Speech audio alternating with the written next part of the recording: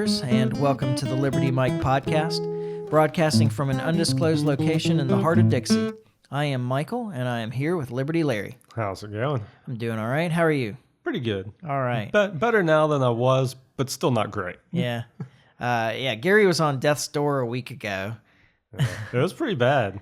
I don't know what I had, but it was not good. Yeah.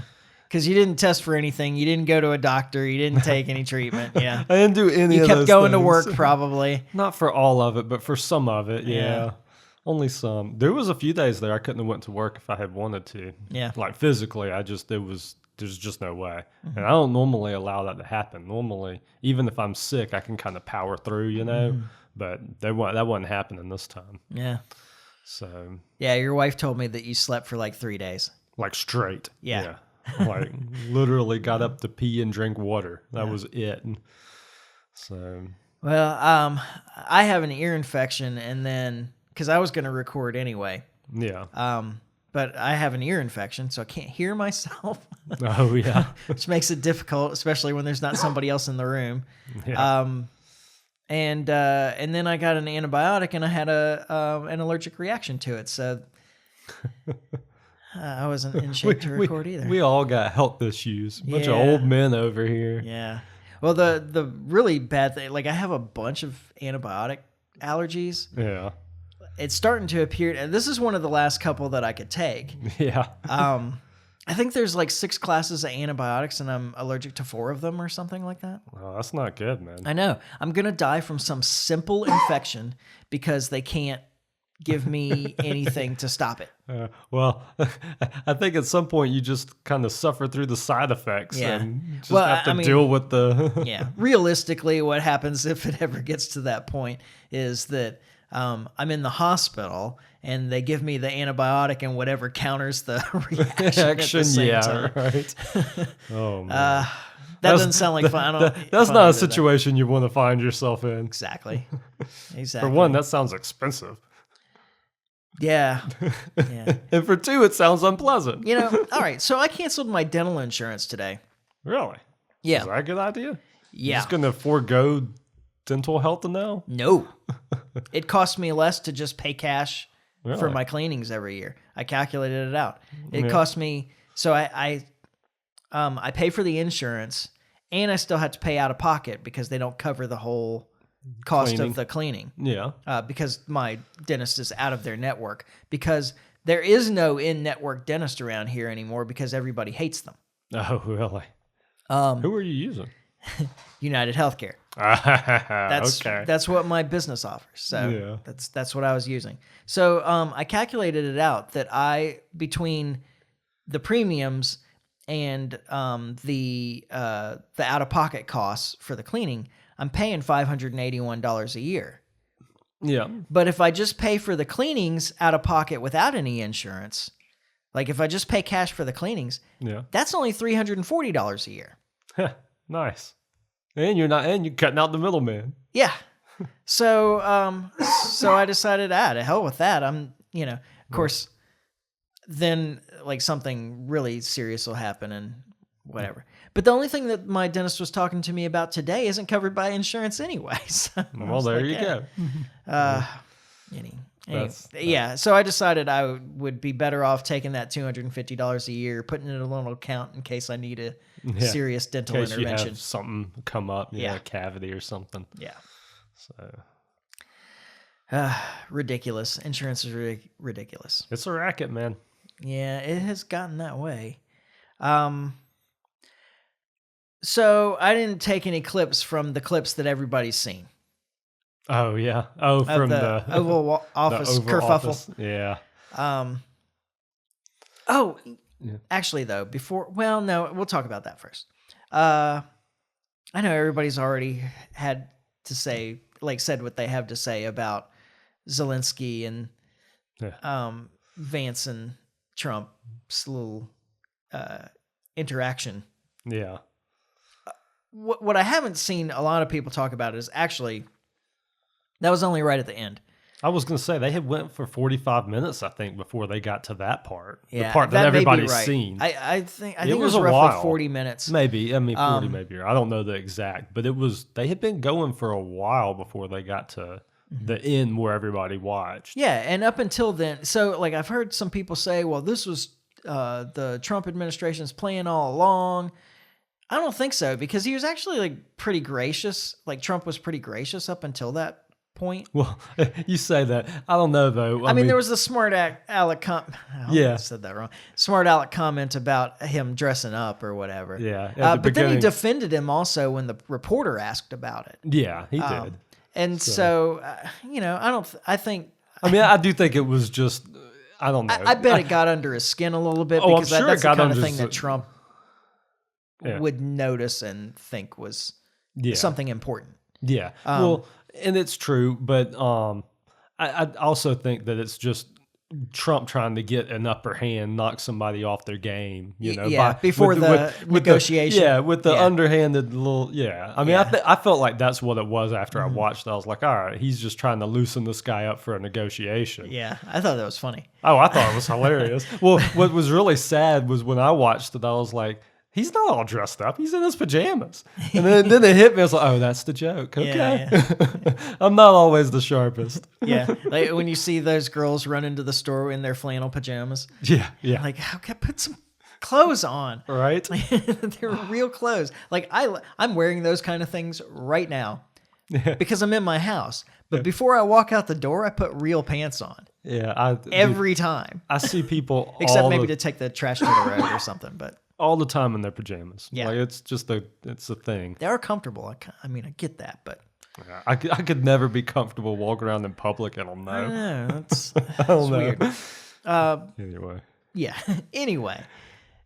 So I don't think that it was meant to be some kind of ambush by the Trump administration. No, because he was there to sign the mineral agreement. Yeah, that was stupid anyway. I'm glad that didn't work out. Well, although now he's offering again. Zelensky's but it'll never back. happen. Like it can't. It really can't happen.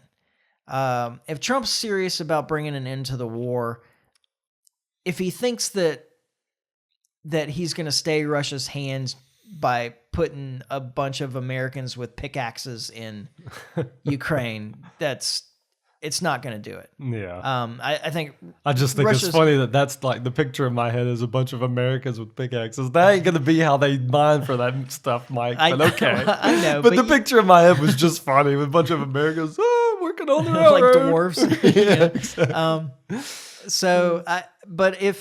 exactly. Trump has to know that that's not going to work as a way of bringing an end to the war. I find it interesting that Putin said, well, we've got a lot more rare earths here and we're open for business too. Which honestly for us would be probably the better route to go. Yeah. We would have more influence in Russia that way. Absolutely. We could make some, I mean, if and all these kinds of arrangements, I mean, I say this, if it were a real business arrangement, and you kind of hope so with Trump, governments making deals, it doesn't always work this way, but businesses making deals like this, both sides benefit. Yeah.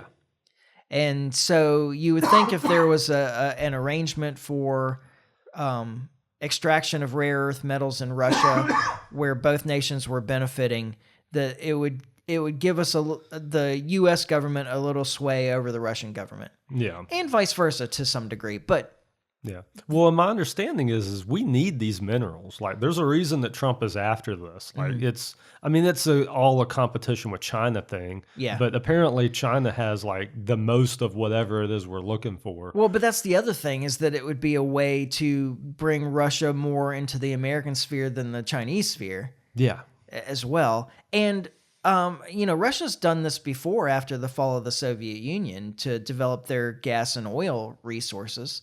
Yeah. Bring American contractors in, teach them how to do it well, and yeah. I mean, I'm sure that they would benefit in the same way from the rare earth extractions. Oh yeah. Our guys over there with pickaxes. Yeah. Exactly. Showing them how it's done. Uh-huh. Good old man. I was thinking of what was the it was like a myth, a folk tale about out west, like John Henry or whatever. What's the guy with the big sledgehammer? Yeah. I don't know. That's it made me think of that. It's totally unrelated. Sorry. Yeah. But the making the agreement with Zelensky for mineral rights in Ukraine was never going to be something that would bring peace anyway. It doesn't actually provide any defense to Ukraine. Zelensky would be an idiot to sign it because it doesn't actually have any security guarantees. He's came back begging for it now. Well, yeah. I don't know if that one was intended. Maybe it was. I kind of wonder if that one was. But he volunteered to come over here, or I would think that was intended just to get him in the room with Trump. Yeah. But since they could have done it any other way, and apparently Zelensky's the one that wanted to come over here, yeah, which is part of his problem, actually, because it seems that Zelensky wanted to come over here so that he'd have the international press in there so he could make his case, which was the real problem. Which is what Trump advanced was what started the whole thing. Right. So, but to me, not only would Zelensky have been an idiot to sign it anyway, because Ukraine gets nothing out of it. And I hear Trump complaining about, well, all the European countries, they made loans and we gave them grants and we need to do this to get our money back. Like, we need to collect our money. Well, no, the agreement's done. Yeah. Like, it wasn't you, but the U.S. government agreed to give them this money. Right. So there's no getting it back. It was given away. It never should have been given in the first place. Sure. But now that it's been given, it's gone. Yeah. You can't renege on the previous administration's deal. Yeah. Well, I mean, he does that all the time. We're the U.S. We'll do what we want, but it's not. That doesn't make it. Truth in that. Yeah, it doesn't make it right. But that's exactly it, though. Is that this is just kind of naked imperialism. Yeah. Oh yeah. And I have a problem with that just from a moral standpoint. Yeah. You're extorting, like openly extorting wealth out of this country. Yeah. Not even to promise them protection, but to promise them maybe something of a shield. Yeah, right. Maybe. Our guys will be over there, so they'll get bombed too. Like, and now you're really an American interest instead of something that we just claim as an interest so that we can weaken Russia. Yeah. I wish they'd said it like that, though. That would have been funny in front of the American people. Right. Like, well, then you'd be a legitimate interest of America. Yeah. Right. Instead of just one that we're pretending so that we can, try and bleed Russia. Yeah. Yeah, but so that was the real problem, is that he came over here to, as Vance said, to litigate his case in front of the American media. Yeah. And I think part of it was just there was a level of disrespect perceived there. I don't know that it was intended. Zelensky leans over and he says, JD. That's inappropriate. Yeah. It should have been Mr. Vice President or Vice President Vance or, whatever. Yeah. But the guy is not, this is not his language. I was fixed to say he's not fluent in English. That's very clear. So I think that could have been just like a translation issue, cultural issue. And then the other part of that is, like, I can empathize with Zelensky in all of this, because he had a deal on the table 2 months after this war started. There's a way better deal than anything that he's going to get offered right now. Yeah. And we and the UK told him, abandon the deal. We will support you for as long as it takes with whatever it takes. Yeah. And now he's left holding nothing. Yeah. He's holding an empty bag. Just remember, when the U.S. comes with you with the offer like that, it's like when the mafia comes in and gives you an offer. Yeah, like you're not just like walking away from that. I mean, I guess he could have. He should have, but he would have needed guarantees from Russia at that point. Yeah.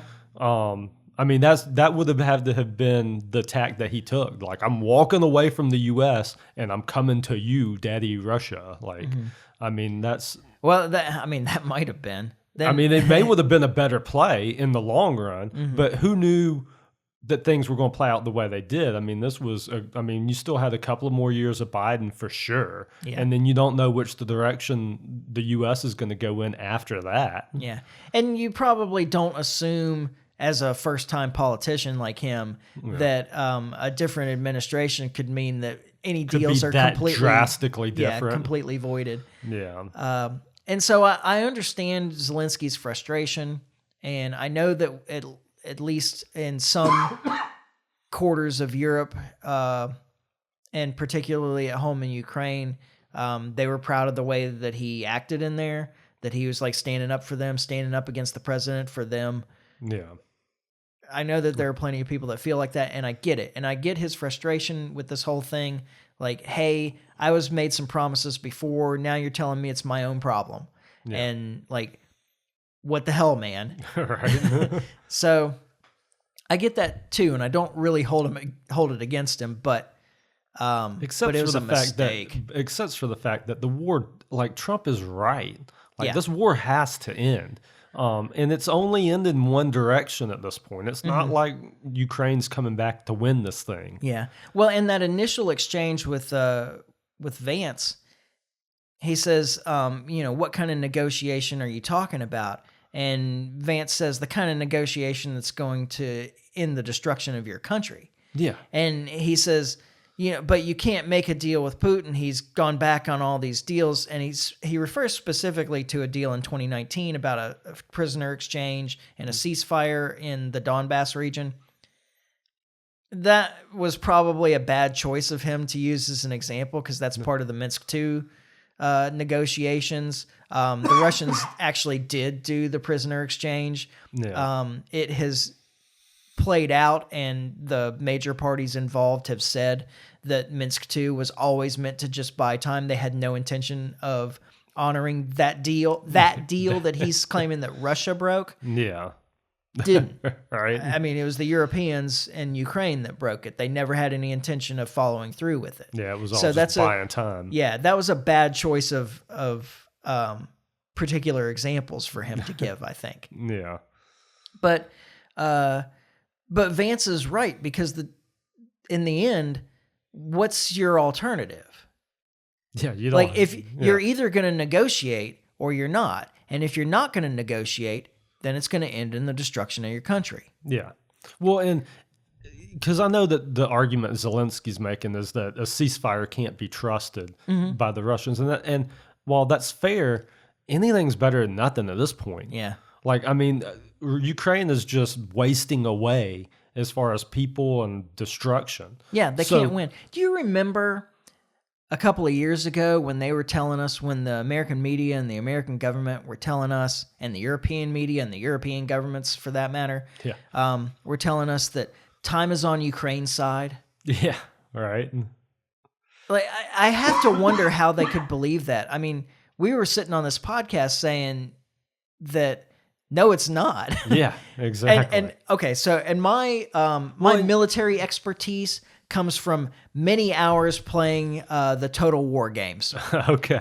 That's where my military expertise comes from. And I read people and I listen to people who really do know what they're talking about. Yeah. But it's not hard to figure out. It's just a numbers game. Well, I was fixing to say, I mean, all you have to do is look at the numbers. I mean, it's really simple as far as how many Ukrainians there are and how many Russians there are. Yeah. Who can withstand the longest? I mean, and Russia has 5 or 6 times the population of Ukraine. Yeah, it's just it's not difficult. Had 5 or 6 times the population of Ukraine at the beginning of the war, I should say. Yeah. And this has been costly for the Russians. I mean, the idea that they're just going to turn around now, and quit is, I mean, especially when they have the upper hand. Well, yeah, they've got the upper hand, and they're way too invested at this point. You know, I mean, they're kind of all in here. Yeah. You know? I mean, they probably have 1 million wounded.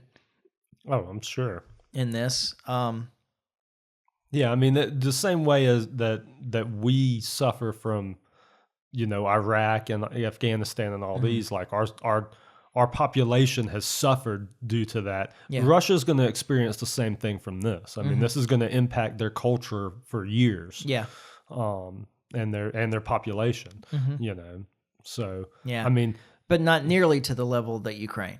Well, no. I mean, Ukraine has Ukraine lost is just so much in this, and it became pretty clear that that Zelensky doesn't want peace. And then he made that statement. Trump probably paraphrased, but read the letter from Zelensky at his State of the Union.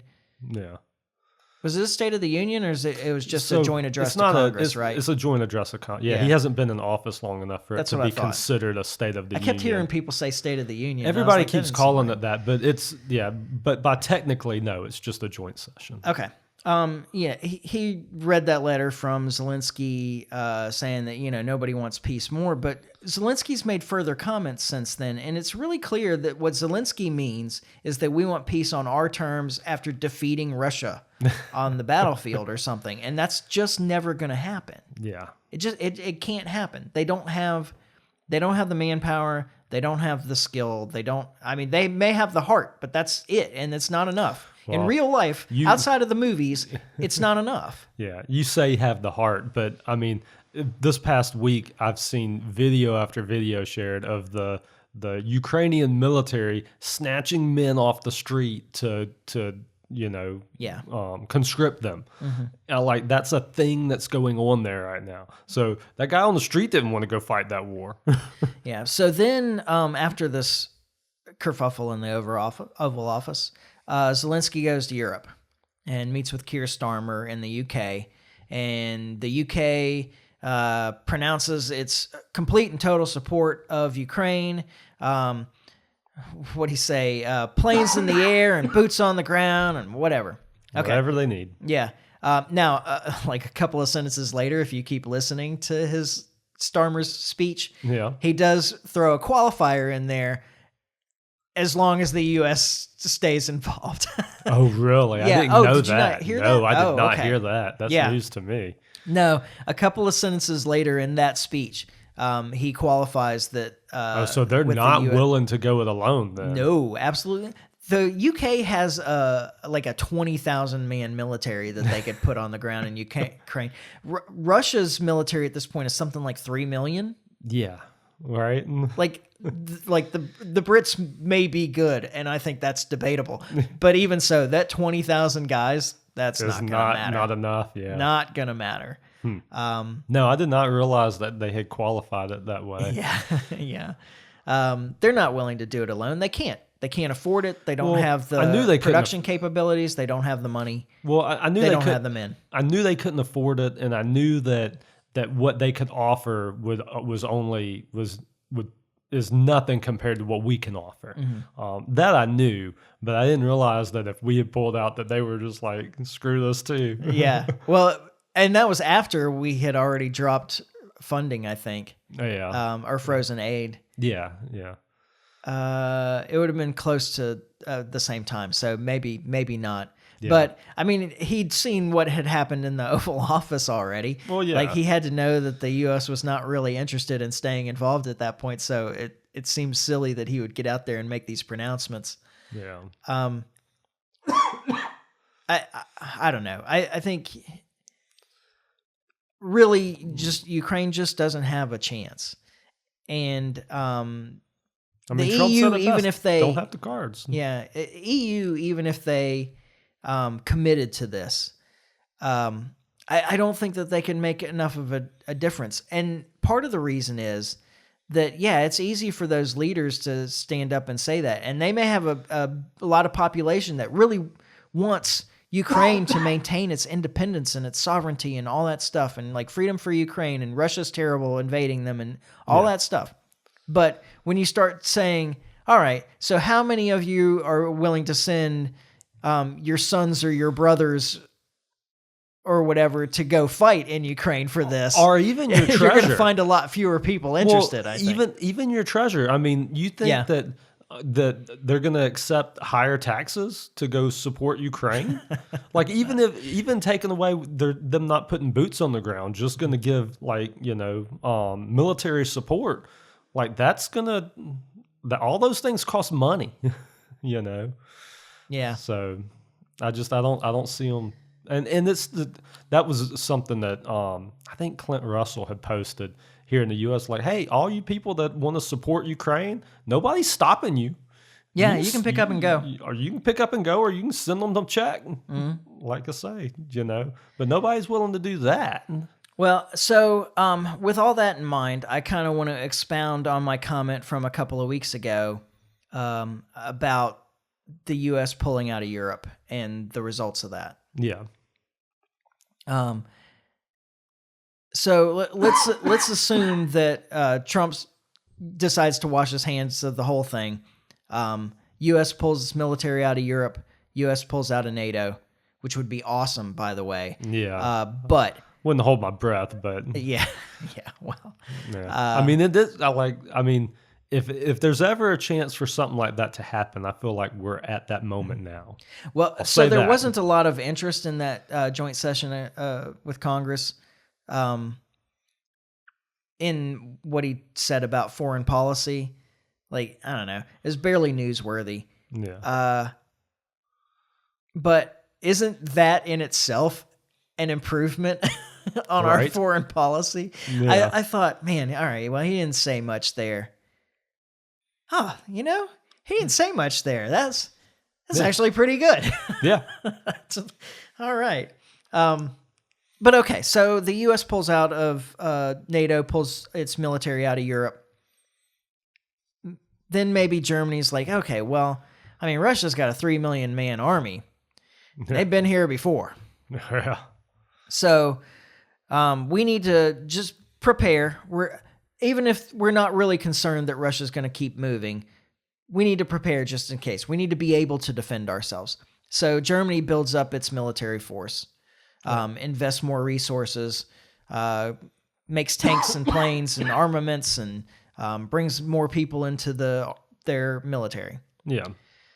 Well, then, so that's enough of a problem, actually. Yeah, we've seen what Germany can do. Yeah, and there's some space between Russia and Germany that could create some security concerns. Yeah. And conflict. And Russia is probably less likely to... Here's one of the weird things about international politics and militarism. Everybody talks about how if you're really weak, then the strong is going to take you over. Yeah.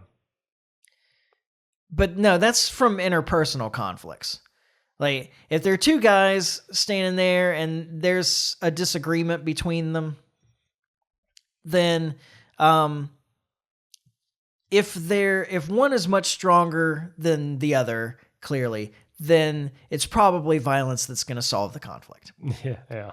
But when you're talking about nations, historically speaking, if there's a disagreement between two nations and one's very powerful and one's very weak, that problem is very rarely settled by violence. Yeah. I mean, the weaker country just, how did this word, capitulates. Yeah. It would be stupid to go to war against the much more powerful nation, so let's just come to some agreement. Yeah. Where we're both satisfied and everybody keeps on moving. Yeah.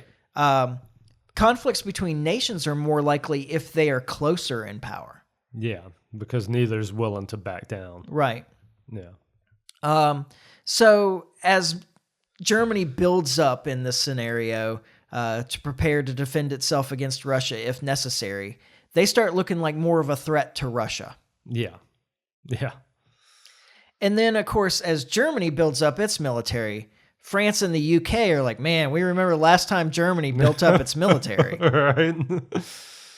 Because I figure that's more likely to trigger the buildup of military in France than the concerns about Russia. Because, I mean, are the French really still that upset about Russia defeating Napoleon? I doubt it. Yeah. But World War II they remember is still World fresh. War II. Yeah. So then those two nations build up again, UK and France.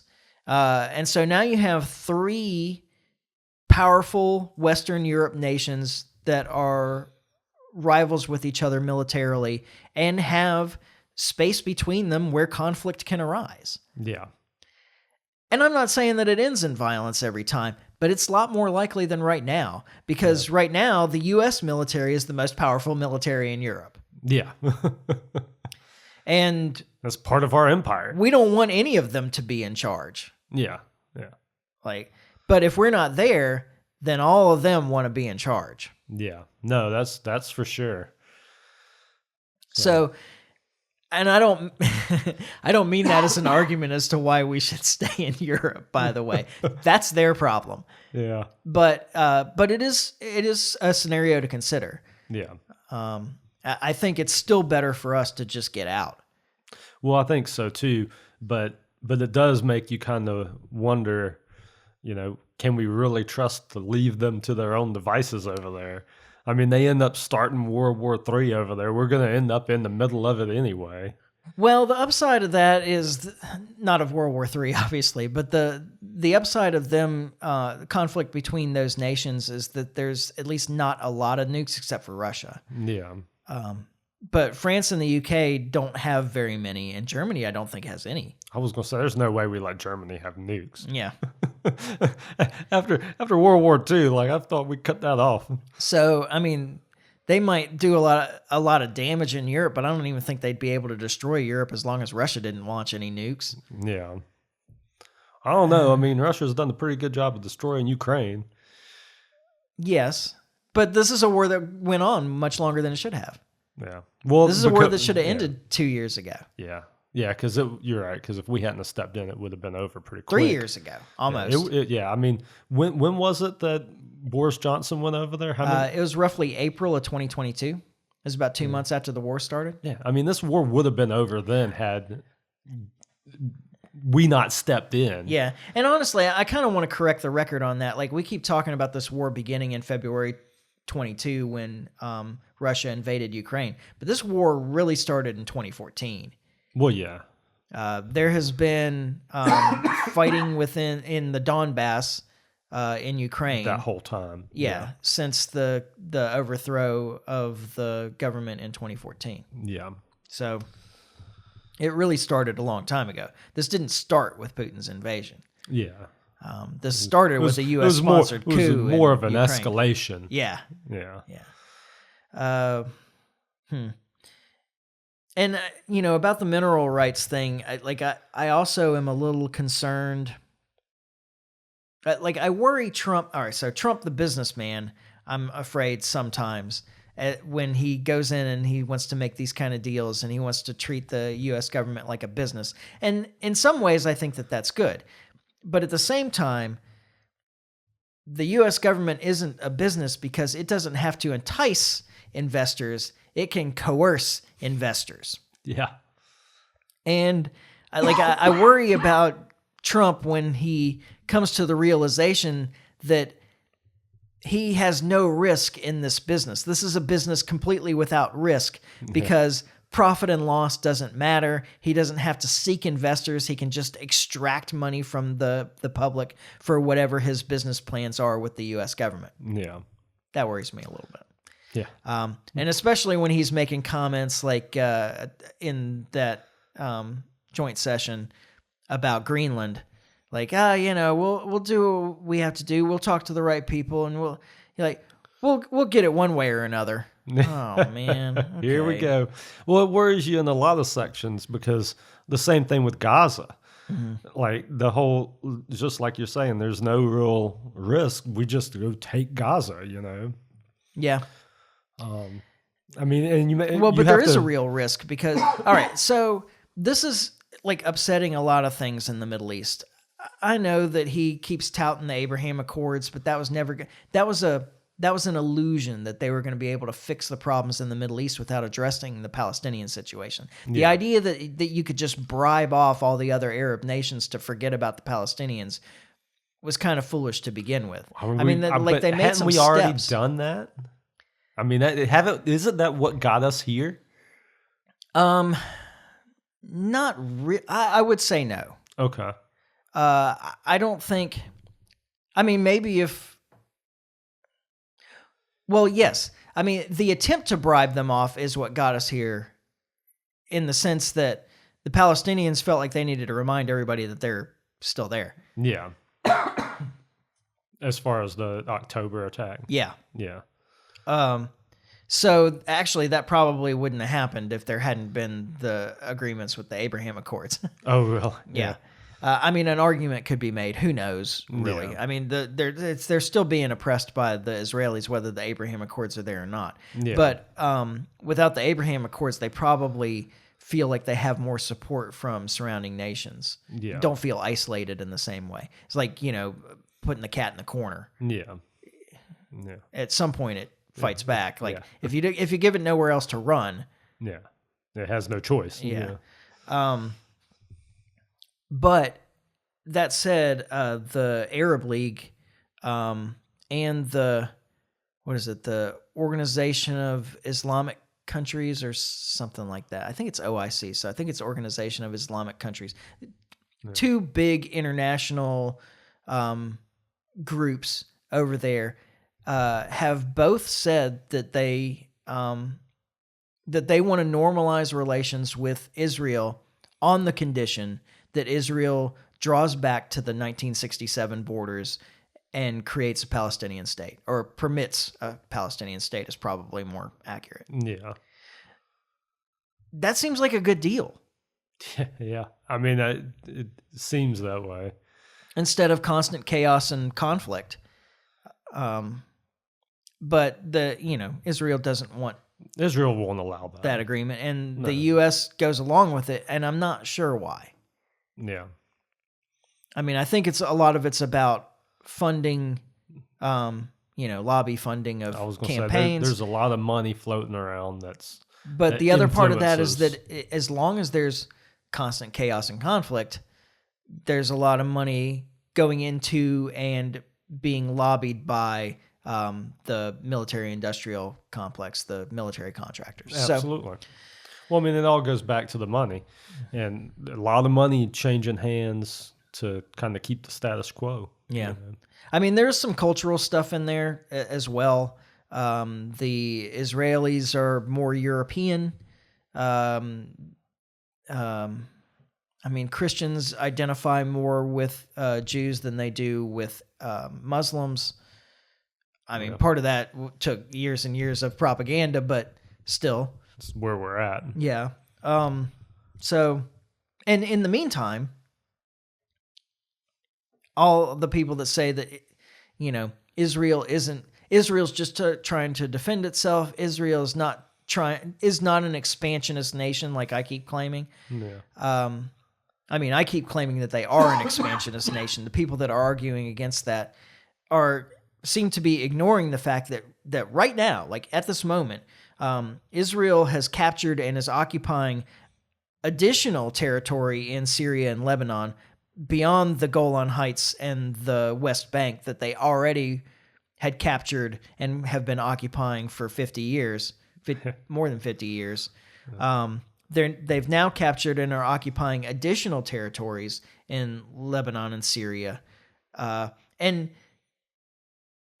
just to drive this home, in Syria, the reason they're citing that they have to have captured and control these territories and push the Syrian army out is because the Syrian government is now under control of Hayat Tahrir al-Sham, a terrorist organization. And so that's their excuse for holding this territory, because they can't allow Hayat Tahrir al-Sham to control this territory close to their, not quite their border, but the other occupied territory that they have. Yeah. But during the overthrow of Assad, Israel was supporting Hayat Tahrir al-Sham, was bombing the government, the Assad's forces, to clear the path for Hayat Tahrir al-Sham. Yeah. So they were supporting them to overthrow Assad, and now that they're in control, they're using them as an excuse to capture more territory in Syria. Sounds like a Jew thing to me. Yeah. It's kind of genius in a way, isn't it? But, it's kind of how the world works, though. Yeah. We're kind of forgetting about what's going on in Gaza. The only upside is that Trump is still talking about wanting peace there. And he didn't say not one word about Iran in that speech. And that's the name of Iran did not come up. And I think that that's a really good thing. I think it is too. It's almost kind of scary though that it wouldn't come up. Yeah. Because normally that's one that he always is thumping on. You know. Yeah.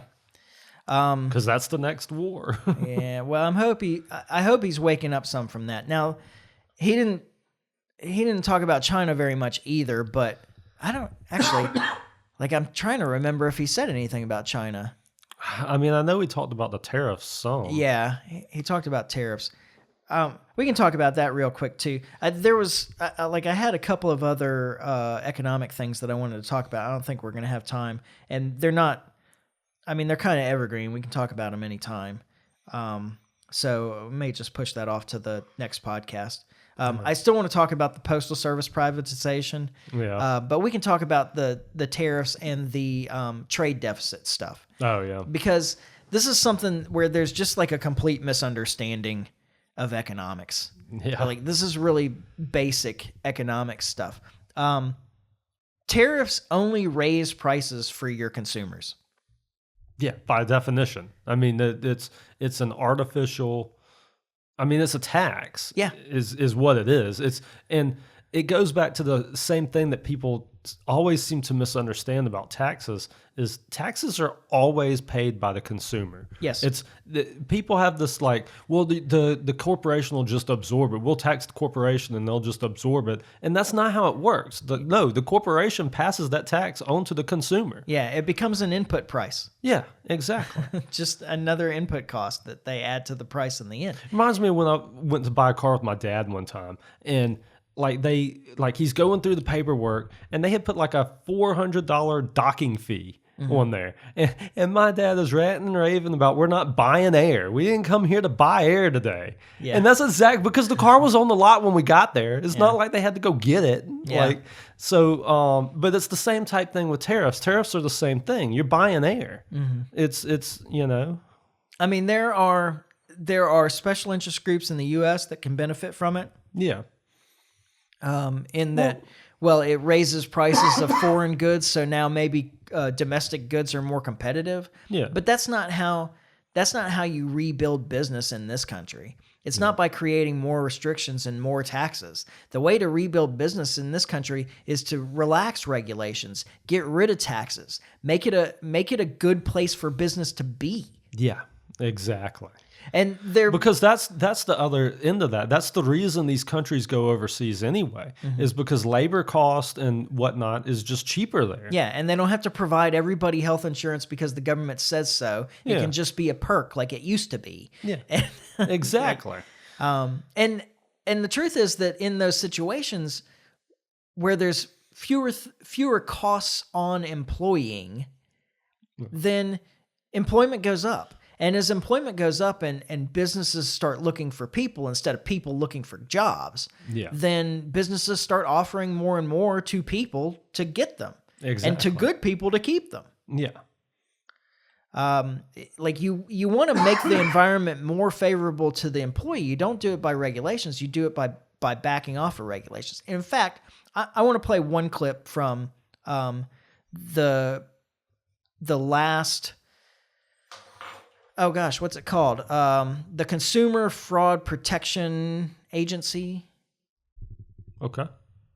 Which it's a government agency. So this is the guy, I can't think of his name, but he was the director of the Consumer Fraud Protection Agency under the Biden administration. I saw an interview that he recently gave with, what's his name, Fang, a reporter. I can't think of that guy's name either because I'm terrible. Greenwald? Well, it was on Glenn Greenwald's show, but I remembered that from the thing you showed me earlier. Yeah, no, the Glenn Greenwald wasn't there. It was a guy that occasionally replaces him as another journalist. His last name is Fang, but I can't remember what his first name is. He's good. I like him too. But anyway, this one comment just, oh man, it stood out to me in a way. And I was going to play it in relation to something else, but I got more clips for the thing that we're putting off. So we're going to go ahead and play this one now because I think it's worth addressing. All right. So here we go. Regulation should really try to give more power to the consumer to vote with their feet, to fire a company that is giving them bad service at bad pricing. this kind of attitude drives me crazy. Yeah. You don't need regulation for a consumer to be able to take their business to a competitor. Yeah. You need a free market. That's all you need. You need a free market. In fact, regulation gets in the way of consumers being able to take their business somewhere else by eliminating competitions and so forth. Exactly. So, yeah, it's exactly this kind of attitude that creates so many of these problems. Yeah. Yeah. Gosh, now after playing the clip, I'm like, what were we talking about before? Yeah. Because I got totally sidetracked by that particular bit. But the idea that you're gonna it was the tariffs and stuff. Yeah. The way he frames it, though, it just makes you think that first. It just gives me the feeling that they're trying to sway consumers through government, and it doesn't make sense. Like it's like they're trying to force people into making a decision that they want them to make. Yeah. So I mean, it's still that's the point. There is that it applies in the same way to tariffs and various other protectionist policies. Is that, you know, if you want to strengthen the economy, if you want business to do well, if you want consumers to have choices, if you want all of these things, you don't regulate your way there. Regulation actually limits all these things. So you need to deregulate to fix these problems. And we don't seem to be able to understand that.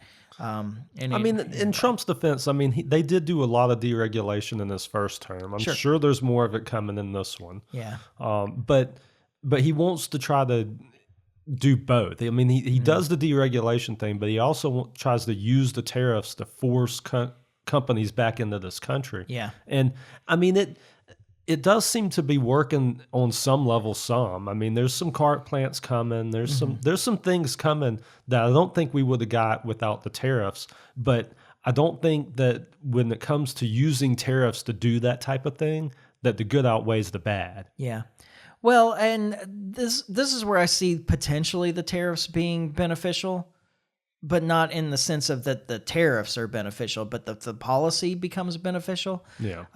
Is that what he was talking about in that joint session was everything was reciprocal, essentially. Yeah. That we were going to charge the same tariffs to other countries that they charge to us. Now, in a perfect world, ideally what happens is that these countries are like, well, we don't like having these tariffs charged against us. We'll reduce our tariffs, they'll reduce their tariffs, and then everybody eventually gets down to zero. That's what you would want.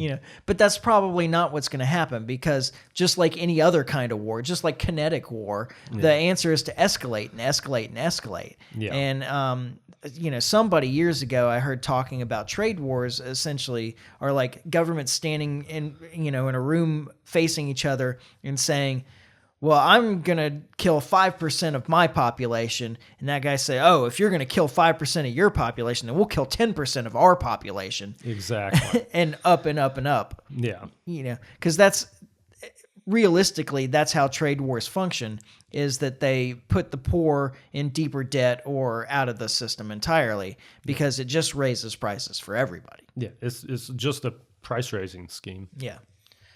And it doesn't even benefit the corporations. It presumably it benefits the government, but all that really means is that it takes a bunch of more money out of the economy. Yeah. Yeah, exactly. So it makes us all poorer. Yeah. And then on that line, I did want to talk about this this scheme to privatize the postal service. Oh yeah. So let's play a little clip about that real quick. Oh, okay. The United States has had a postal service longer than we've been a country. It was founded in 1775. Obviously, the country was founded in 1776. What do we lose without an independent postal service? Well, this is an agency that belongs to all of us. It doesn't belong to the White House. Because it's independent, it has an obligation to serve all of us equally, reach everybody's address with the same service and the same pricing. A privatized postal service, or one in which mail delivery becomes political, will not have those same motivation. Yeah, so I don't know where he's really going with that. Like, I don't understand the argument. Just because it's not a serious argument. Yeah. I mean, the first part of that, well, the postal service has existed longer than the country has. That's no argument to keep it. Good for it. Yeah, slavery existed before the country too. We had a lot of things back then we don't have anymore. I'm just saying. So the Constitution actually requires that the government provide a letter carrying service. Yeah. All right, so that is part of the Constitution. Now, Lysander Spooner, who you've heard me talk about a lot because I like him a lot. Yeah. He opened a letter carrying service in competition with the post office in the mid 19th century. Yeah. And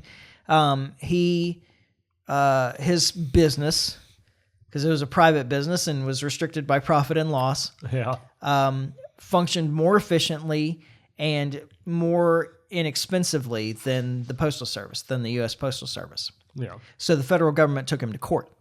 Yeah, we can't have that. Yeah. And so they actually forbade his business, arguing that the Constitution not only didn't just require that the federal government provide a letter carrying service, but that it gave the federal government the exclusive right to a letter carrying service because the U.S. Postal Service couldn't compete with his service. That's crazy. Right. And so that's why FedEx, UPS, they're parcel services. Yeah. They're package carrying services. They're not letter carrying services. That's interesting. Yeah. Did not know that. Because it's already been settled that the U.S. government has the exclusive right to a letter carrying service. So first off, I don't know exactly how they get around that to privatize the postal service. But the point is, I guess the point is really Benjamin Constant's comment way back where he said, whenever the government tries to do our business for us, they do it worse than we would and at greater cost. Yeah. And so I'm all on board with a privatized postal service. I think that the answer is that you just allow competitive letter carrying services. Yeah. Allow businesses to open letter carrying services. And I understand the concern about, I don't know when postal service becomes political. I have no idea what he's talking about there. I mean, the only way I see that happening is if they're like reading your letters or something. Yeah. And then deciding which ones they should deliver and which ones they shouldn't. Which honestly is probably the real reason that the U.S. government decided that they had the exclusive right to be a letter carrier. All right. But we won't go too conspiracy theory here. No, you don't want to go too far down that rabbit hole. Yeah. Anyway, the point is that, I don't know what political postal service is like, that they decide that somebody I mean, I assume that they're trying to say that I can't even, I don't know. I don't know. I can't come up with an example. So, I mean, I don't know. I don't even know. Like that your postal carrier knows that you're of some kind of conflicting political affiliation, so they refuse to deliver your mail. Right. This seems like something that could be easily solved by continuing to appeal up the chain. All right. Somebody up the chain is going to be like, no, you can't take the guy's mail. Yeah, right. And you're fired. Yeah, right. So I don't know. I don't know what he's after with that. He is right though that the postal service, because it's not concerned with profit and loss, has I don't know that they have an incentive, but they have no reason not to provide the same service for everybody and the same cost for everybody. Yeah. The truth is that private postal services, there's going to be a lot of areas where it's cheaper. Most people in this country, it would probably be cheaper to get their letters through a private letter carrying service. Yeah. There are some people in this country that it would be more expensive. Yeah. Your rural areas. Yeah. You're like way out in the middle of nowhere. You don't even have a real road going to your house. Yeah. Okay. So why doesn't the U.S. Postal Service just provide letters to them? Yeah. It would still cost the American taxpayer a lot less. Yeah. You would have a greatly reduced postal service. They wouldn't be carrying that many letters anymore. the thing is that's kind of lost in all of this, as far as I'm concerned, is like people don't send letters anymore. Well, that's true. I mean, well, there's plenty of things. I mean, I still send bills not as of a I couple was of gonna months say, ago, but do you now? up until a couple of months ago, I still sent bills that way. I mean, I'm not saying it doesn't exist. I'm just saying the demand is not what it was even a decade ago. Yeah, and actually, even though I don't send the letters anymore, I just have my bank send a check. They're still sending it by post. Maybe. I bet they do all that To electronically. businesses? I bet they do it electronically. Well, some of them maybe. I mean, maybe. I mean, I'm not saying that's 100%. I mean, but most of that stuff is actually like donations to charity and things like that. Well, I can see I have some one monthly bill that I do that way, I think. I can see some of that being still being sent manually. I I'm not know that saying at least one of those is because I had one returned to me one time. Oh, really? Yeah.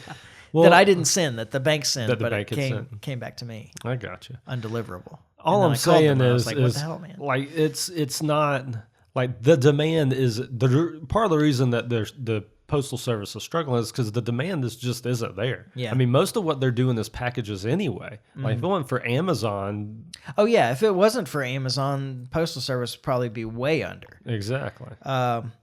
But they are losing billions of dollars a year, and Yeah. that's the thing. There is that the guy's like, but the postal service, it belongs to all of us.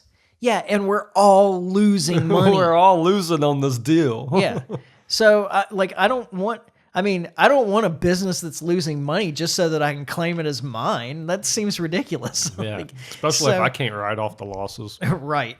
You know? And part of it is how they have their pension program set up and whatever, but that's not the point. Yeah. The point is that I'm not on board with a privatized postal service because then you get it's still a government run but technically private. It's like fascist as fascist can be. Yeah.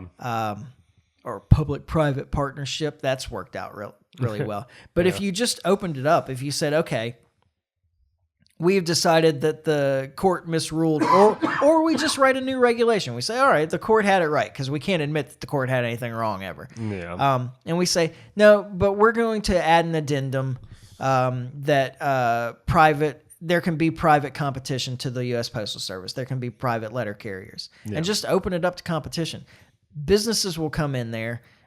It'll fill a niche, and they'll do it better. And Yeah. anybody and what they can do is they can just have a U.S. Postal Service where if one of these private businesses can't deliver a package or a parcel or a letter to somebody because they're out in the middle of nowhere at the same price that the Postal Service will do it for, then they just charge that rate and take it to the Postal Service themselves. Yeah.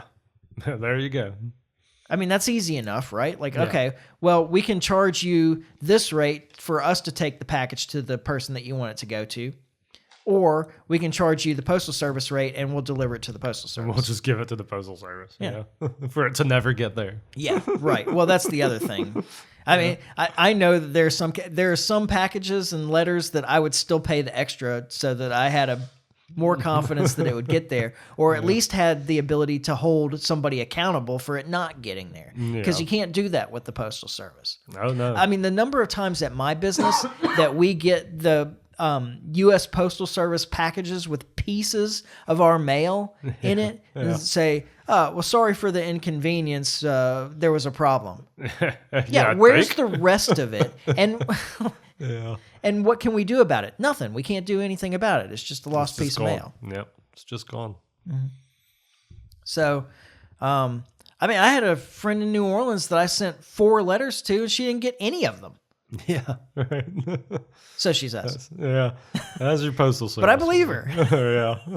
That's how bad the Postal Service is. Yeah.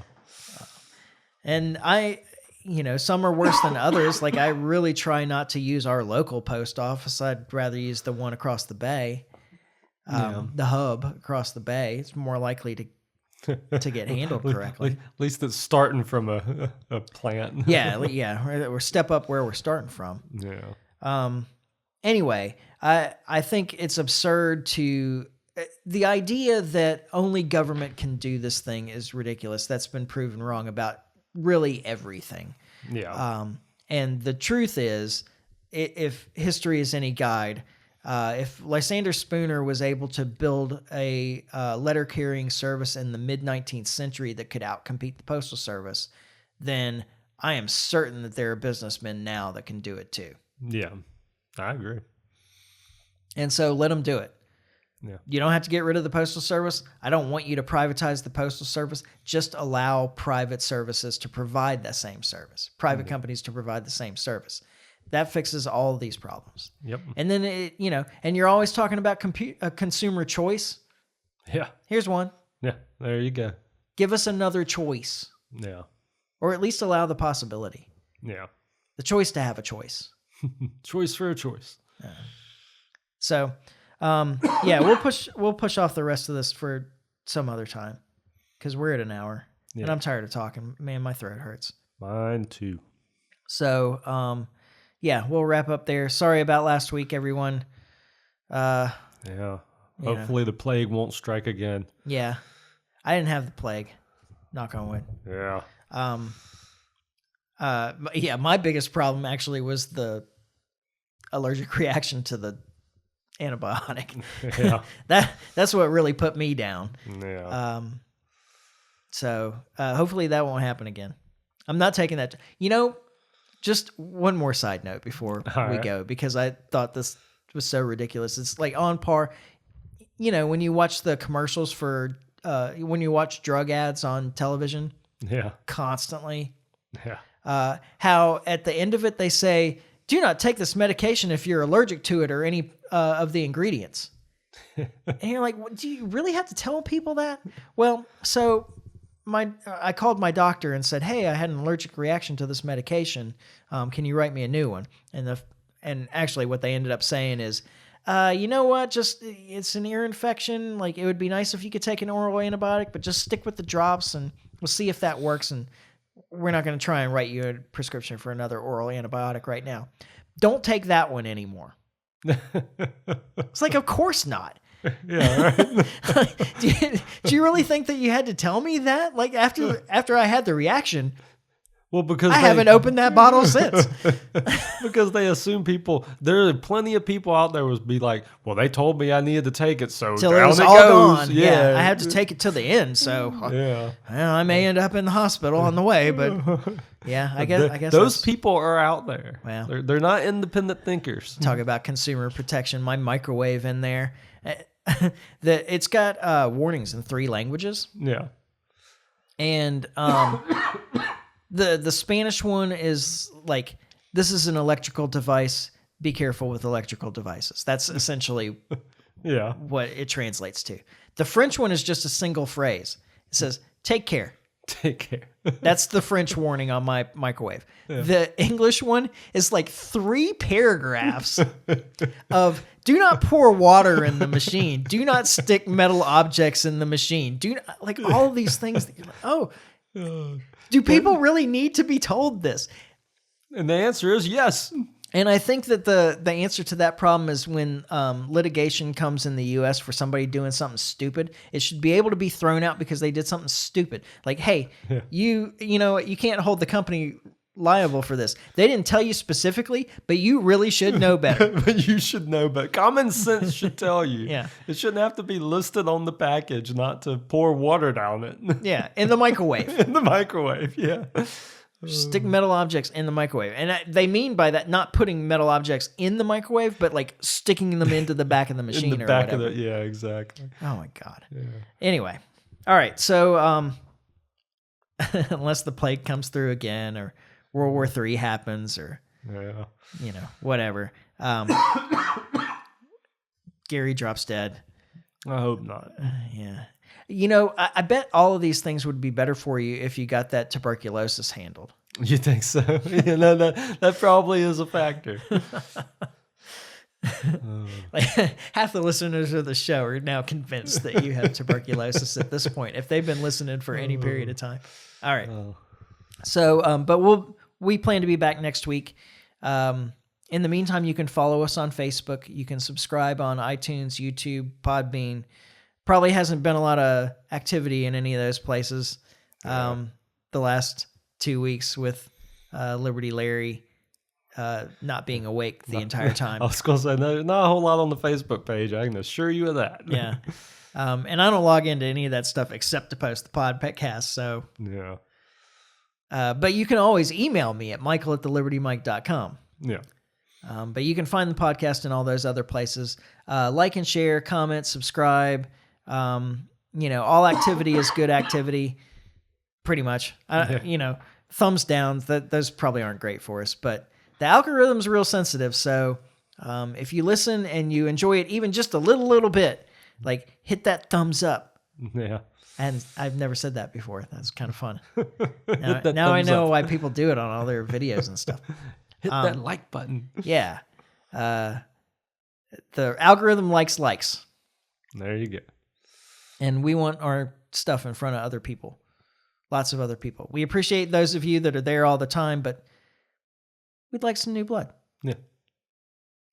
So help us with that. That would be great. And we'll be back next week when we finally get this right. And in the meantime, try to stay free. Life short, live free. Ciao. Later.